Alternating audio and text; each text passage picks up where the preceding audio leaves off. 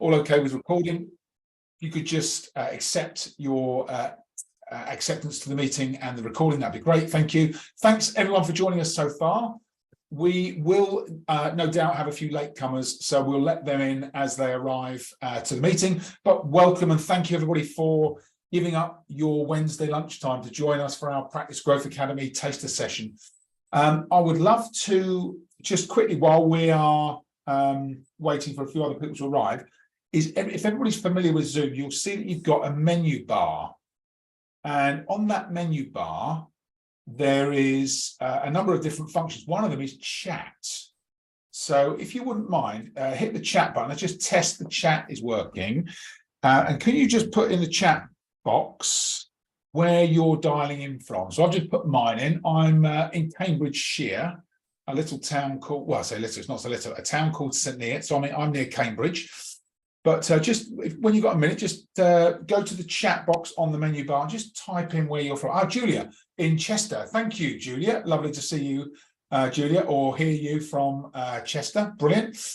Then we've got, who else have we got? Melissa from Wales. Thank you, Melissa from Wales. We've got Eleni from Winchmore Hill, London. Eleni, welcome and thank you for joining us. GM from Kent. Sorry, GM, I've only got your initials on there, but GM from Kent. Brilliant. Thank you, GM. Hello, surgery. Zoe from Sudbury, Suffolk. Oh, hi, Zoe. Thanks for joining us. Great to see you. And Teresa from Earl's Colne, which is Essex. So that's brilliant. Excellent. Perfect. Okay. Well, let's make a start. Thanks everybody for taking part. Now that you know where the chat box is, when we get to the end of the webinar, then please kind of start to think about questions you might have for us, and you can drop those in the chat box. Which one is better? I'm also going to ask you to give us some feedback at the end of the webinar and start to think about what your key actions are from the topics that we discussed so far today. So as we're going through, if you can think, right, what am I going to do as a result of today's webinar? And start to think, right, if I was going to ask Justin a question at the end, what might that question be? And we will be finished by 2 o'clock today, because I'm sure you've all got patients and other commitments. So we'll finish before 2 o'clock this afternoon. Okay, let's make a move. So the idea of today's webinar is to give you a little taster of what we run through in our Practice Growth Academies. We've only got the hour, but we'll try and get some useful content in place, but also to get you thinking. I'd really like to create some space for you to think this lunchtime. And that's a big part of what we do in our academies, give you that thinking space that very often gets compressed when you're working in a busy practice. So we really do want to get you an opportunity to think as much as possible today. And our outcomes for today's session, we really want to think about how we start to kickstart growth by transforming the conversation with a patient during your consults. And we'll look at that through a lens of this Inspire communication model, which I'll talk to you about a little later on.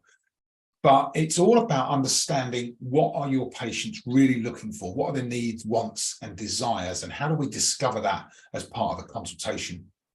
Because when we do that, it makes you more relevant and valuable to your patients. So understanding the patient makes you more valuable and relevant, not actually what most people might think, you know, that the better I am at explaining treatment options, the more detail I go into, actually that can often have the reverse effect. So we really want to understand the patient's need first, and then look at how we ask for commitment every time so that it feels much more kind of compelling for the patient and generates commitment for us and for them. So remember that, so in the chat, and as we go along, if you want to ask questions, I'll bank them for the end. As we go along. And GDC development outcomes we're aligned with today are A, B, and D. So most of you may have had some experience of me, but just a quick introduction. So I'm Justin Lee. I founded this business, Focus for Growth, about 5 years ago. But prior to that, I had a long career that started in dentistry. So I started as a dental technician, qualified as a technician, and then went into dental sales. And I spent a lot of time in different dental companies, not only selling, but also then leading sales teams, leading business teams, leading organizations, and had quite an extensive leadership career.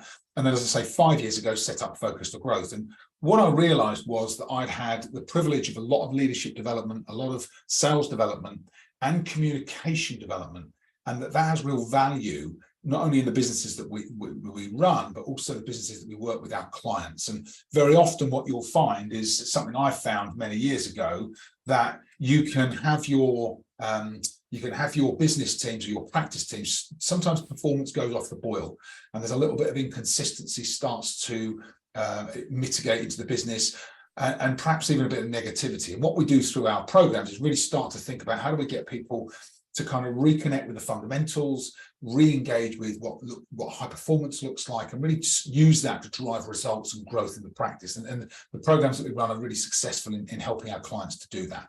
And along the way, we've been privileged to win a number of different awards, which I won't go into today. But two of the key assets that we use within our business that are really valuable for our clients are these books that I wrote. And the one I want to draw your attention to today is the Inspire, Consult, Sell book, because that's the book that has been written specifically for dental teams and helping them to improve that communication with patients and ultimately the sales conversation. So how do you have a more structured, more consultative sales conversation with a patient that helps you and them to come to the right conclusion? We'll start to touch on some of that today. So that's a little bit about me. I'd love to hear a bit about you. So I've got a poll that I'd love for you to fill out today. So which of these best describes your role in the practice? Are you a practice principal or partner?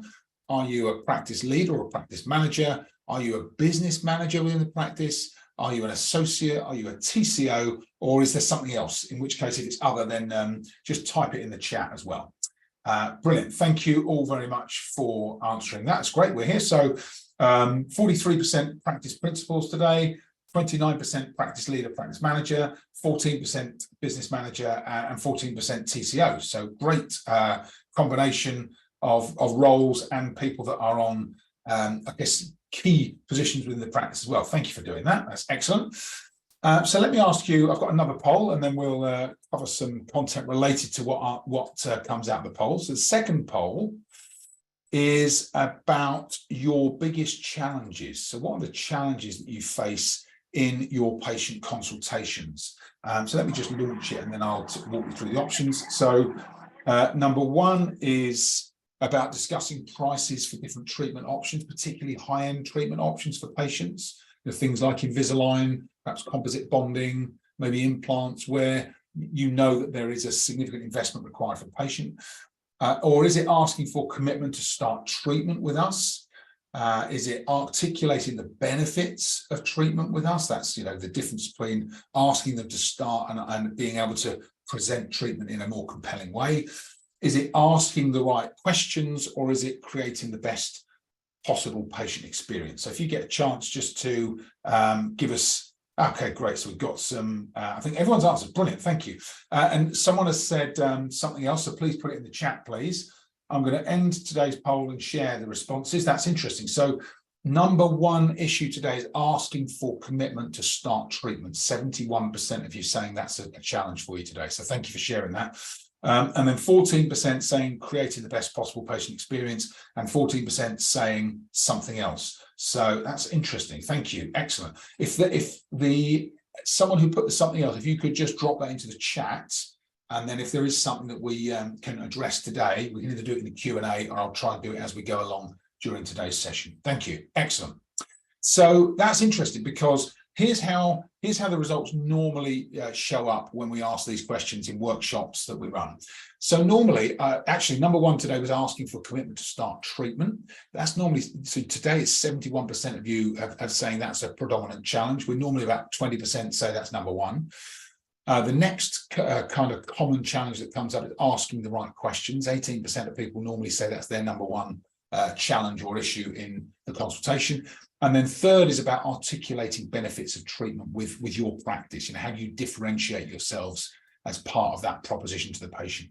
So it's interesting, we've got a different mix today, but some similarity in the themes as well. Okay, and IK, Ian, the right price. So finding the right price, Ian, is that right? So being able to present the right price to the patient. Okay, so that's the question. Brilliant, thank you, Ian. Hopefully we'll get to talk about that as we go through. Okay, brilliant. I do want to just mention something that we do with our clients. We have this tool we call the Patient Experience Scorecard. I'm going to remind you of this at the end of today's session.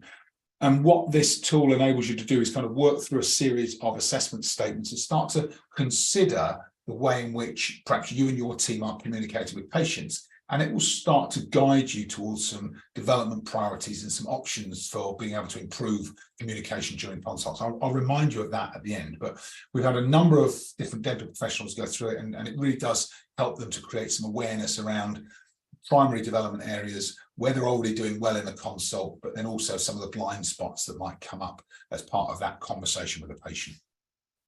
So before we go into fixing the problem, let's talk about the kind of challenges that you're facing, understanding them, because if we don't understand the challenges in the first instance, it's really easy to keep repeating them, even when we know the right thing to do. So we'll just quickly talk about the 3 key challenges, and you'll notice that I've reordered them here. So I'm going to reorder them intentionally. So number 1 is about asking the right questions in the consultation. Number 2 is about articulating benefits of treatment with your practice. And the 3rd then is about asking for commitment to start treatment. Because the key challenge of asking for commitment to start treatment is actually resolved by overcoming the first 2 challenges. If you're asking better questions in the consult, the right question of the patient, and then if you're able to articulate treatment in a way that's much more relevant for the patient, then you'll find asking for commitment much more straightforward, and actually so will the patient. They feel more comfortable with it. So we're going to reorder the challenges and reorder the way in which we address them, because that's going to help you as you think about overcoming them in practice. So number 1 is about asking the right questions and listening. So I've added and listening there, you'll see. And what we find, and I've found in my career, not just in dentistry, but in a lot of businesses, is that very often when we become really expert at what we do, we forget the importance of taking the time to ask the right questions and listening to the other person, and particularly important in dentistry with patients. And if we overlook or forget to do that, what happens is the patient or the customer doesn't have the chance to express their needs, to talk about what's on their minds, to talk about their priorities, maybe to talk about some of their reservations. And without those questions and without the ability to have someone else listen and hear them and understand them, then the patient doesn't start to move themselves through their own decision-making process. So when they're then presented with treatment, they feel a bit like it's disconnected. That may be why you meet resistance sometimes from patients if they haven't had the chance to explain their needs. Really fundamental part of our communication process. And really, as Jung said, to ask the right questions is already half the solution to a problem. And it really is, it's half the solution to the problem of asking for commitment is asking the right questions. We'll talk about how to do it shortly. And then the second challenge is about articulating the benefits of treatment with you and with your practice team. And that's important because there's a level of differentiation that needs to happen between you and other providers for you in your patient's eyes. And if you find yourself or your team talking about treatment without having taken the time to understand the patient's needs, when you're presenting treatment options, they might not seem as tailored and relevant to the patient. The patient might see them as just a generic treatment option. And it's really important that we connect these 2 things together, the understanding of the patient's needs and then the presenting or discussing of a treatment option tailored to those patients' needs, tailored to what they told you they were looking for, tailored to meet some of those outcomes they're looking for, to manage and mitigate some of those reservations they might have. Really important that we connect those 2 things together. And what that enables us to do is to think, in advance of a conversation with the patient and to talk about treatment, we'll think there's lots of things that are really important to get across to the patient. But actually, what's most important is what interests the patient. What are they looking for from treatment? And there are some things we'll have to be able to discuss because they're, it's ethical to do so. But really where we need to get to is this kind of overlap between what interests the patient and what they've told us they're looking for in terms of their needs, wants, and desires. And then on the left here, what we believe is important for them to know, but not everything on both sides. We have to find the overlap for them and for us and what's relevant in treatment. And then the third challenge is about asking for commitment to start treatment. So hopefully you can already start to see if you're asking the right questions, listening carefully to the patient, and then if you are taking the time to make a treatment proposal or a plan or discussion about treatment that's more tailored to what the patient's told you they need, then at the time when it's when it's appropriate for you to ask for commitment to start treatment, that feels much more natural. But if you haven't understood the patient's needs, and sometimes dental teams can find themselves feeling as if they're over talking or even pitching treatments, which nobody wants to do, it feels uncomfortable to do that, then at that point you will feel uncomfortable to ask for commitment. And you may find yourself saying something like, well, go away and think about it. And that's because of your discomfort, because perhaps you haven't been able to follow the right flow, the right structure in the consultation, which we'll talk about in a bit more detail. But of course, if you don't ask somebody for commitment, then the answer is always no, right? If you don't ask, the answer is always no. So we have to get into this habit of asking and following the structure so that we ask every time. And so consequence of these kind of three key challenges, if we don't address them, are really about treatment acceptance rates. So we get low or inconsistent treatment acceptance rates, which of course then has a knock-on effect to patient experience, performance of the team, and the results of the practice. And ultimately, we don't feel like we're reaching our full potential. But we very often talk to principals who will say, I know there's more we could be doing. I know we could be getting better results from our consults and getting more patients to say yes. And it is about the structure of the consultation that's really going to unlock that for you. So we have to get this confidence to communicate. And if we don't get that, then the teams can feel hesitant. And when you feel hesitant, patients will sense it in the practice. And if we don't ask for commitment, then we just can't grow that preferred treatment list or private patient list. And from there, of course, you can sometimes feel a bit stuck doing reactive dentistry that isn't the kind of dentistry that could transform your patients and give them the results they're really looking for. And we want to move, if we can, move from functional consults to transformational consults for patients and leave patients feeling really exhilarated after treatment, really, kind of wowing patients as much as possible. And that's our job, really, as we go through this process. And hopefully today you're going to get some ideas where you can start to kind of implement them back in practice, hopefully this afternoon, as quickly as this afternoon, if that works for you. So we have to start now by changing the way we look at things. And then when we do that, the things we look at change. And one of the things I always kind of come back to is this GDC principle number 2, which is about communicating effectively with patients. And this is so important. It's as I say, underwritten by the GDC. They put it as principle number 2. It's so important. And more explicitly, it's about giving patients all of the information they need in a way they can understand so that they can make informed decisions. And I'd go as far as to say, it's also about really trying to tune in and understand your patients, because when you understand your patients, then you can give them that information they need in a way they can understand. It's really important that we get the first bit right. And I want to share something with you that we find really useful as a way to join up the dots between what happens for the patient and their journey that they go through when they're making a decision about treatment, and the way that we can communicate with them so that we follow the patient's journey. And this is quite interesting. I hope you find this interesting as I explain it.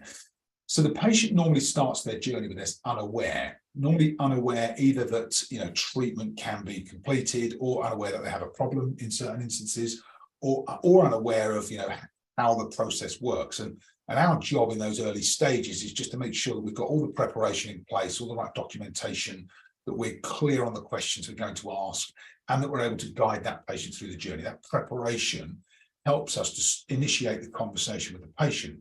And that initiation starts the patient to kind of move along their own journey. They go from unaware to attentive. Now, when the patient is attentive, then what we should be doing at that point is start to share some insights with them.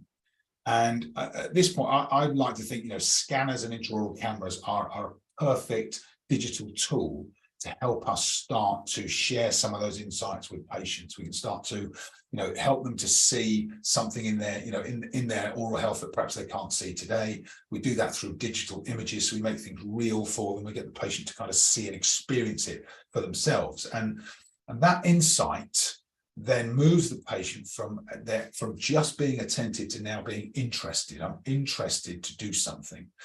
And that interest then needs cultivating. And the way we cultivate that interest is to ask the patient about their needs.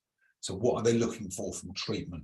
What's the impact that's currently having on them? What would they like it to be like once treatment's completed? And ask all those questions And once we've asked those questions, we cover this a lot in our program, and I'll talk about it in a second. Asking those questions helps the patient to start to process their thinking, clarify their needs, and importantly, moves them from being interested to having some form of desire to change, to make that change in treatment. And so once the patient's in a position where actually I have a desire to make a change, that's when they're ready to hear a solution. One of the big mistakes that we find, it's all sorts of teams make, not just dental teams, business teams, they start to talk about solutions when a patient or a customer is only just attentive. And really, you see there's a couple of steps we need to follow in order to get the patient or the customer at the point where they're ready to talk about a solution. And at the point where we talk about a solution, that moves the patient to want to take action. So the desire moves into action. And when the patient is ready to take action, they might say something like, okay, so how does it work? So they might give you a signal that says, I'm ready to hear about next steps. And that's when we make a proposal. Okay, so let's talk about a treatment plan or a proposal for treatment so that we can start to guide the patient around, the next steps and what will happen. And then, of course, the patient wants to sign up for treatment. And when the patient's ready to sign up for treatment, then what we should be doing then is initiating some form of commitment. So that might be, the next appointment, it might be a deposit, it might be a handover to our TCO if we have one in practice. But that really is about making sure that the commitment that the patient wants to make for treatment, because they want to make it at that stage, is met with some form of action. Because if it's not, people tend to then drift. And if they are going to go away and think about it, it can sometimes slip off their radar with all the other busyness that goes on in their lives. But really what we're looking for long term is to create loyal patients who come back to the practice time and time again, talk to their friends and family about the experience they've had, and really become part of the fabric of what we're doing as a practice team. And we do that through a process of, or we recommend you do that through a process of reflection, starting to think about, what are the incremental improvements you can make. How do you continually improve and refine your consultations and your communication so that patients become more and more engaged? And then, of course, that becomes a mechanism for you growing your practice through patient referrals and testimonials. It's a really useful way to kind of think about the whole cycle. And one of the things that we kind of impress, it's really important, you'll know this through your own experience, is that from a patient's perspective, they can't change what they don't acknowledge. So we have to give them this visual clue. There has to be some form of representation that kind of triggers for them a desire to kind of move along the stages of that process. And there's lots of ways you can do this. We work with Action. A lot of our clients are working with Action and their different products that they have. There's this C50 HD intraoral camera, which is a really nice piece of kit. There are other cameras and scanners out there. I know the iTero from Align is really good as well. But really, we want to create that visual representation early in the cycle with the patient, because it helps us to guide them through this process. And when we look at our sales process kind of in a cycle, here's how we imagine it. And this becomes the way in which we help clients to kind of visualize and remember our Inspire sales cycle. So I won't go through all of the stages, but you can see everything we've covered so far, the insight, needs, and you'll see that every stage in the cycle is a letter in the word Inspire. So it starts to become a guide for you to be able to think, where am I in the process with the patient? Have I covered, have I covered some insights? Do I understand their needs? Have we had a discussion about a solution? Have I made a proposal that makes sense and is relevant to the patient? And have we initiated action at the end? And then the reflection stage is something that we cover on a kind of general basis, perhaps once a week. You do some self-coaching with your teams to make improvements. So it's a really nice cycle that helps you think about a frame of reference for the practice. And that cycle is really interesting, because you'll notice that a lot of it is question-led. And I had a couple of experiences in my career where I recognized first time around was in a sales position where I hadn't really had a lot of sales development, and I've spent a lot of time kind of pushing and talking to people, pitching ideas and finding that not a lot of it landed. And then the second time in my career where it really kind of occurred to me was also when I was in a leadership position. Spent a lot of time leading a sales team, and similar kind of experience, a lot of pushing, a lot of directing, and then realized actually that through a more consultative, question-led coaching style, it's much more effective at getting patients, customers, and team members to make commitments to themselves and to us. And we do that through this consultative coaching-led style. And that's a big part of how we operate and think about on our courses. We try and get you to think differently about how you're currently presenting and communicating, start to think about this drawing of commitment and pulling of commitment from people and patients. Really effective way to do it if you can start to use the models and get it right. So we've talked about the problems, we've talked about a couple of frameworks. Let's now quickly talk about how we address these three specific challenges. Number one was asking the right questions. Let's just talk about that. So we talked about the needs discovery stage. And needs discovery stage is really important for you and your patients. What we want to do in this stage is just create a bit of space, slow things down, let the patient open up and be in this position where we are seeking to understand the patient. The most important stage of our process, because it underpins everything else that we do. And recognize that everything we need to provide the best possible experience to the patient is in their head, it's in their mind. They know what it is. And there's only one way for us to get it out, and that is through questioning and listening. And so one way to remember to listen in these consultations, because if we don't listen, then the questions we've asked are virtually irrelevant. So we have to remind ourselves to listen. And that sounds simple, but in a busy practice with all the noise, all the distractions that are going on for you, for the patient, with other members of the team, sometimes that can be difficult. So this reminder to ourselves that listen and silent are made up of the same letters. You can only do one if you are doing the other is really important. So create some space, remember to kind of quieten our mind, quieten ourselves, and really listen to the patient. And once we're in listening mode, then it's about the questions that we ask. And I talk about knowing the types of questions. There are three types of questions that we encourage you to learn about. The first of those questions are open questions, and they are questions that get the patient talking, that really help you and them to relax and connect with each other. That's the really important part of the process. The second type of questions are probing questions, where we might have asked one question of the patient, we haven't quite got the information that we think is most valuable for them. And so we'll just probe and ask more questions so that the patient then is able to really explain what they're thinking and feeling and what they're aiming for from treatment.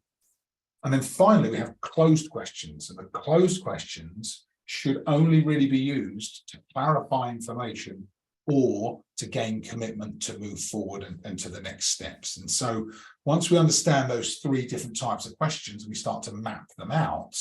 What it looks like alongside the patient journey is that we ask open questions at the start of the conversation with the patient, start of the consult, really get the patient relaxed, make that connection, get them talking, get the information flowing.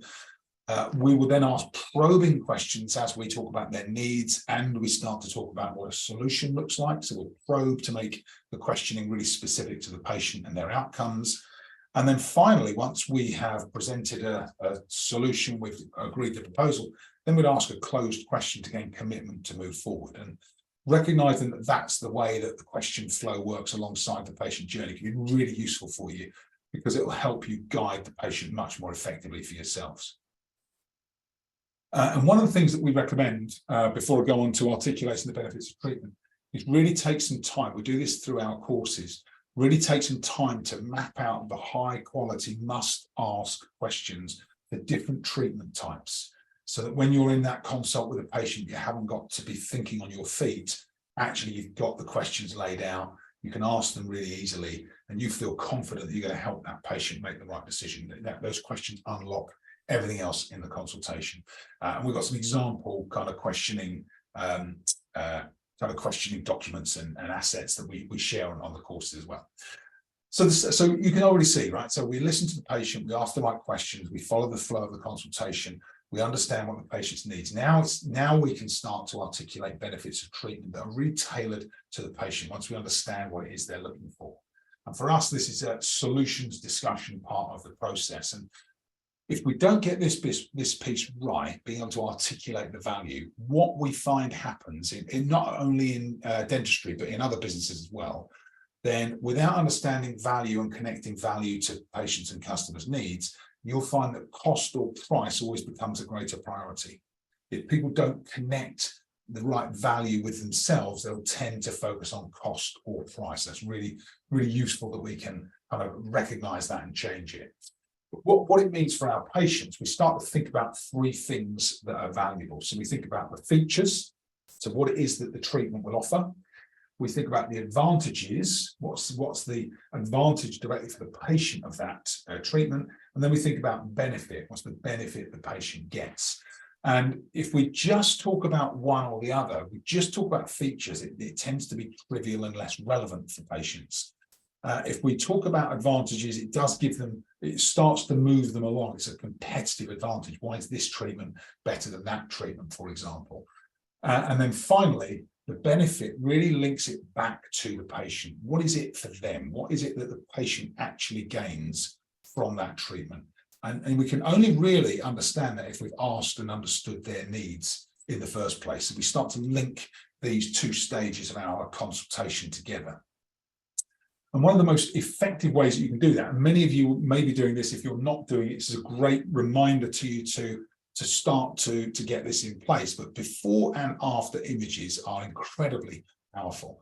Being able to show patients, you know, what transformation other patients that you're dealing with have gone through is really powerful. It's at an unconscious level. It gives them much more relevance. And before and after images, my recommendation is always start to build your own library.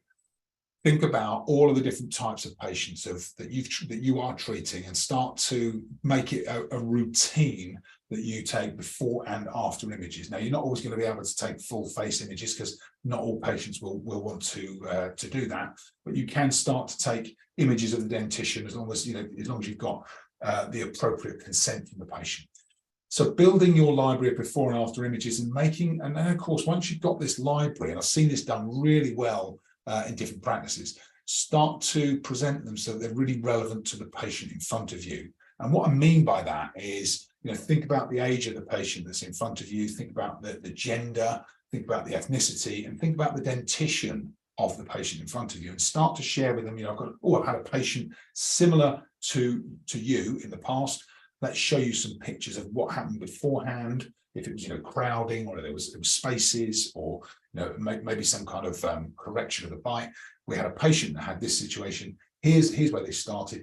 Here's where we got them to in the end. And it's a really nice way to start to actually demonstrate that you're doing this, not that it's something that you'd like to propose. And that's really powerful with patients.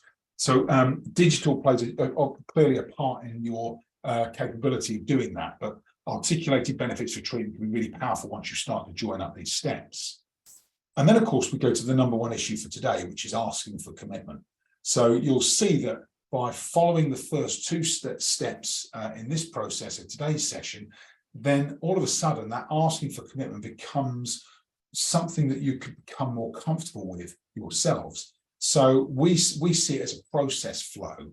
And after you've talked about a solution, you've shared some images that are relevant for the patient, then you can start to talk about a proposal and get an agreement on the proposal of the treatment plan. And when we're ready to make a proposal, what we recommend is that we use this principle. We call it a pre-commitment.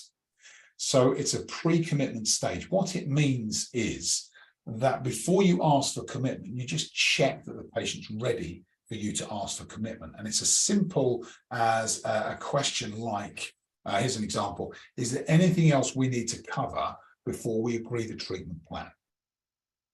And so instead of saying, shall we get you booked in for treatment, or would you like to book in now, or are you ready? We say, is there anything else we need to cover before we agree the treatment plan? And what happens there is that the patient is given this window of space to be able to express anything else that's on their mind before they then say, I'm ready. And what you'll find is that if you ask this question, you start to use this pre-commitment question, then the patient will naturally, if there are any objections or any reservations, this is the space where they will bring them up. And you're encouraging them to bring that up, because once they bring that up, you can handle it and have the discussion about it, and then you can ask for commitment.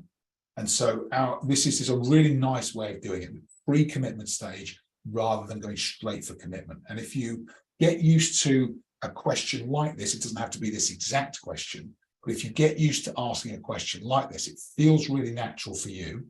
It feels really natural for your patients, and it helps you to overcome this issue of asking for commitment. So this is a really nice way to do it, but it is born from asking questions of your patients and understanding their needs, listening carefully, talking about a solution that is tailored and relevant, and then asking for commitment in this pre-commitment stage. So those three things are connected, and once you get the flow right, you will increase your own confidence to be able to ask for commitment with every patient every time. And that's really what we're trying to help you and guide you to be able to do more consistently in practice.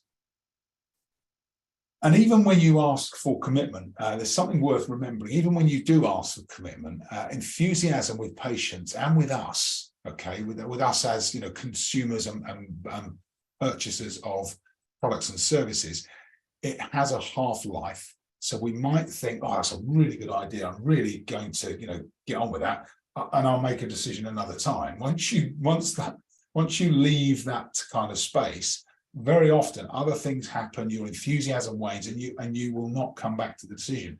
And your patients are the same. I don't know if any of you can relate to that, but if we don't help patients to make that commitment there and then, and they say, well, let me think about it, then what you'll find is that very, very often they won't come back, and then you'll be thinking, oh, I wonder what happened with Mrs. Smith, or I wonder what happened with Mr. Jones, and they don't come back. Or they might come in for the next treatment, it might be 6 months down the line, next oral health assessment, and all of a sudden you kind of feel like you've got all that work to do again. So actually getting that commitment there and then can be really valuable for you, and of course for them, because you help with them to get the outcome that they've told you they're looking for. So really, really important. Okay, so I'm just going to pause and give you an opportunity just to think about. We've covered quite a bit, even though we're only kind of 38 minutes in. We've covered quite a bit in this session. I'd love to hear in the chat, if you can remember where it is. So on your toolbar in Zoom, if you can see in the middle there, you should have the chat function. Having gone through what we've talked about so far, what are your key actions to focus on from this taster session? What will you be taking back into practice with your patients this afternoon to be able to help you improve kind of quality of consultations and commitment from patients? I'd love to hear your key insights. What's occurred to you today? So I'll give you a chance just to type away. I'm going to put my own in. This is the number one thing that comes up for me, that the questions that we ask uncover the highest needs of your patients. That is so important. Without those questions, everything else just seems a little bit generic or vague. You really have to tailor the consult to the patient. So I'd love to hear your key takeaways. Just tap away and put them in the chat box. While you're doing that, I will just talk about a couple of other things. I'm conscious I want to get us finished before 2 o'clock, and I'd like to create a bit of space at the end for questions as well. Ian, thank you. My needs are different, and I need to help on the financial balance of the practice. Okay, thank you, Ian. And you know that what a brilliant observation, Ian. So your needs in this webinar are different from other people's needs around the consult. So you're specifically thinking about the financial balance of the practice. Okay, thank you, Ian. So Ian, very happy to have a conversation with you about that offline. I don't know, because it could be quite specific. So thank you. Sam from Manchester, I believe. Sam, great. I don't know if that is you, Sam, or whether it's your team, but listen to respond, not reply. Thank you, Sam. Yeah, absolutely. Listen to respond, not reply. Yeah, I'd even go one step further and say, listen to understand so that you can respond. There you go. How's that, Sam? Boom. Love it. Listen to respond. But that's right. Listen to respond accordingly, not just to reply. And Ian, we'll definitely pick up a conversation offline if you're up for that. Great. Okay. Good. Thank you. Excellent insights. Thank you, everybody. And some real relevance there to our content today. So there's a few other things I would like to share with you. So the first is just to talk about a lot of customers will say to us, following a webinar like this, what happens next? If I want to go deeper into this topic, because a bite-sized session like this is useful, but actually if you want to go deeper into it and really transform your practice and your team's consultations, how do you do that? So the way we do that is that we run these practice growth academies, and we have them over 2 full days. I'll talk about the structure for them. They are mainly down in Cambridgeshire, which is kind of about an hour north of London, but right on between the kind of A1, A14 and M1, so really good access. And what happens with our practice, you can see the beautiful picture of our last Practice Growth Academy team. What we do is we invite people to start with to take our patient experience scorecard. And they get, once they've taken that scorecard, it takes about 10 to 15 minutes. Once they've taken the scorecard, they'll get their own personal development report, and they'll get some recommendations around where to focus on as they come into the program. We then kind of launch, we have an online launch session, which is about 90 minutes, which just introduces everybody that's in that cohort, gets them familiar with themselves, gets everyone to kind of share their key priorities coming in, and then we're ready for our 2-day training and coaching workshop.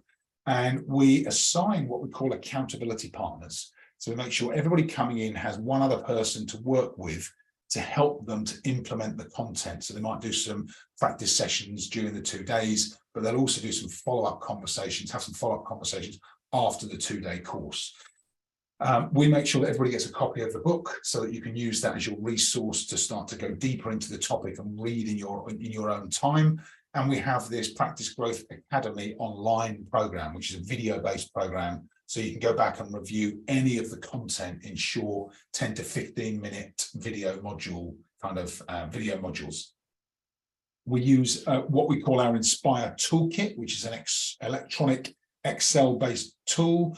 And what that allows you to do is just capture your plan electronically, and you can start to think about, how am I going to build out, the structure for the consults, what are the key questions we're going to ask, how am I going to position different treatment options, and we give you the tools and the frameworks to be able to do all of that.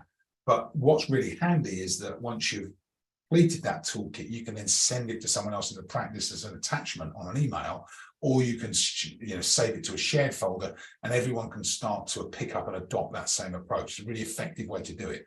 I remember hearing once before that once you've written something down on paper, it's only ever in one place at a time, whereas when you've done something electronically, you can share that multiple times with as many people as you want, especially if you're thinking about transforming your entire practice, not just one consultation. And then we follow up with a couple of coaching web classes. So what we're most interested in is implementation. We really want to help you to get the result you're looking for from the course. So we hold 2 90-minute coaching web classes as follow-ups to our program, and we just bring the whole group back together. We give you the chance to talk about what's working, where you still need some support and guidance, and we give you that support and guidance to get the ultimate implementation that you're looking for. And then beyond that, we will be working with groups for mastermind coaching and kind of bringing some of those practice principles, and maybe even looking at coaching and leadership development as part of those mastermind groups. But for now, that's the way that the Practice Growth Academy works. I mentioned the patient experience scorecard. We'll send this link out to you after today's webinar, but you can see the link on the left here. So do feel free to click on that link. Going through the patient experience scorecard is free of charge. There's no fee for that. So you can start your journey pretty much straight away and start to kind of think about what are the areas I need to focus on in terms of my consultations. And feel free to share this with your teams as well. It's open for the whole practice team to take. This is what the Inspire Toolkit looks like. I shared this is what I was talking about, the electronic document that you can share across the practice team. So we work with you to be able to kind of structure your toolkit and complete it as we go through our 2-day program together. And the next Practice Growth Academy, the experience that we're looking at, it will be held, actually, we've been offered the wonderful headquarters of Action in St Neots in Cambridgeshire. So it's a 2-day workshop is the next session, and the 90-minute group coaching session to launch, and then 2 to follow up. We are limited to 20 places, and it is the Wednesday the 5th and Thursday the 6th of July. So there's a note for your diaries if you would be interested in joining us. The registration is open. Teresa is on the line with us today, so you'll see Teresa in the gallery view. So hello, Teresa. Thank you for joining us. And we have a 10% additional exclusive booking discount for people on the webinar today. So that is open until the 19th of May, until the end of this week. So if you'd like to join us and you'd like that additional discount, please do contact Teresa. Teresa will follow up with all of you after today anyway, just to check in and see how you found the webinar. But Teresa's contact details are at the bottom there. So that's a bit about our Practice Growth Academy. I hope that's of interest to you. We'd love to see you on those 2 days together. But let me talk a little bit about something else that's useful for us. So our mission at Focus for Growth, as I said in my introduction, I've worked with a lot of businesses inside and outside of dentistry. We really do look to bring in kind of some of the best practice from different businesses, communication best practice, leadership best practice, and bring that to our clients in dentistry. And really what we're trying to help them do is kind of become the market leader in their community. How do they become a market leading practice in the area that they're operating in, so that they can then start to make a more positive impact in their communities and even in the world. And we do this. One of the things that we do, we find it really valuable as part of our organization. We have these 5 values that we have within the business. And I won't talk about them all, but I will talk about the top one, which is, being a force for good. How do we start to think beyond our business, bigger than our business, and do something that's more meaningful? And we do that through a couple of things. So one is that we're advocates for the United Nations Global Goals. And if you haven't seen the United Nations Global Goals, it's really worth a bit of Googling, because there's 17 goals developed by world leaders, world and business leaders, to improve life on Earth. And what the recommendation is that there's 17 goals. So obviously we can't address all 17 as one business, but they say pick one that you're particularly passionate about and then become an advocate for it and start to talk about it, share it with your customers, your patients, which is of course what we're doing now. And so we're advocates for goal 8, which is decent work and economic growth. We genuinely believe we can make an impact in that area for our customers and clients. And we are also proud members of the 1% Pledge, where we pledge 1% of time and resources to worthwhile causes. And one of the ways that I do that personally is as a leader for this group, called Walk and Talk for Men. And I founded this group in early 2021, so it's just over 2 years old now. And we bring together groups of men on a regular basis every fortnight to walk and talk in a local nature reserve. And the whole idea is that it's a kind of preventative measure for mental health and well-being. And the groups become, in a couple of years, where you can see some of the numbers that we get on our walks, regularly getting kind of 20, 30, sometimes even top left picture, 40 plus people. We did a family walk one weekend and had a huge number. I think we had 48 people join us. And what's happened is become a bit of a kind of bit of a local movement. We have about 120 people in a WhatsApp group. We get regular engagement. We get signposting from other kind of local healthcare and wellbeing services. And it's something I've become particularly passionate and proud of. And even though my business is, so I'm a national business, we operate all up and down the UK, and actually I've got international clients as well. But I get a lot of local inquiries from my business purely through this Walk and Talk for Men group. And it occurs to me that if I was a dental practice serving a local community and I was involved in this group, I'd probably find myself overwhelmed with patient inquiries, because it's remarkable what that connection with your local community does for your business. It's an unintended consequence. It was never something that I planned, but it really has kind of made me more acutely aware of that connection with your local community and society, and how that is repaid to you through loyalty by customers and patients. So I'd encourage you, if you're not already doing something, if there's something that you might be interested in doing in your local communities, how could you start to build a plan with your team, create some kind of initiative that links to your practice and perhaps gives back to the local communities and starts to really become an accelerant for your practice brand. There's no downside to doing it. Okay. Olor has just said, how much is the workshop, please? Sorry, Olor, that's the surgery name, sorry. I think that was Vicky, wasn't it? How much is the workshop? So for practice principals, it's 1495. And for associates and TCOs and practice managers, it's 995. So they're the pricing. Thank you, Vicky. Sam, good to see you. Thank you. See you soon. Thank you. Appreciate you joining us today. So that does wrap up our session for this lunchtime, this taster session. Before we finish, if you'd like to connect with either Teresa or me, then please feel free to make contact with us. We'd love to hear from you. All of my socials are at this link here, Linktree, Justin Lee. You can scan that if you'd like to do so. I'm on LinkedIn, Instagram, and Facebook. And hopefully you kind of feel a little bit inspired by the session today. That's the intention.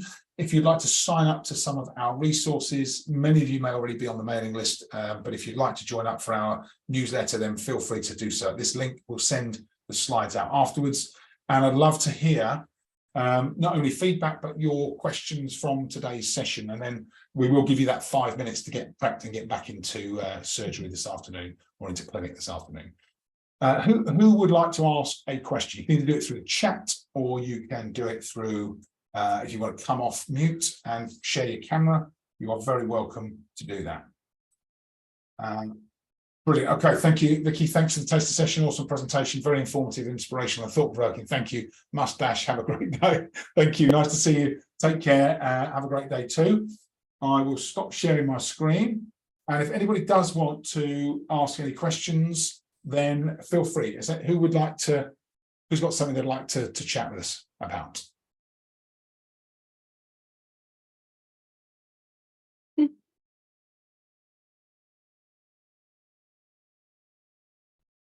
Anybody?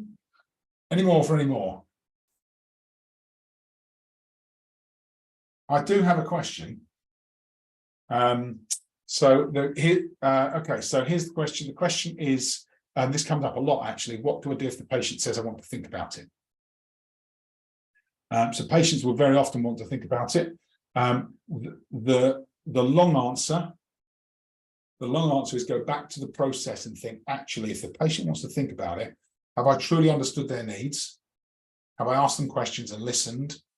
Have I then presented a solution that's tailored, and have I sense checked that they're on board and that the body language was right and they were engaged and they went through the process? And then have I asked for commitment, and is it the commitment that's prompted them to say, I want to think about it? In which case, if you've done all of that, then the way that we answer, I'd like to think about it, is first of all to say, yes, of course, no problem, because that relieves any discomfort or sometimes we can feel a little bit put out by that, but we want to relieve that tension. We want the patient to relax. We want them to feel like this is normal. So we say, no problem at all. Absolutely, you should think about it. It's a big investment, for example. And they would say, how long would you like to consider it? And then, how long would you like to consider it? And they'll say something like, oh, well, I need a couple of days, or I'd like to think about it overnight, or whatever. And then we just make sure that we have a time and a date to follow up with them. So we'd say, okay, no problem.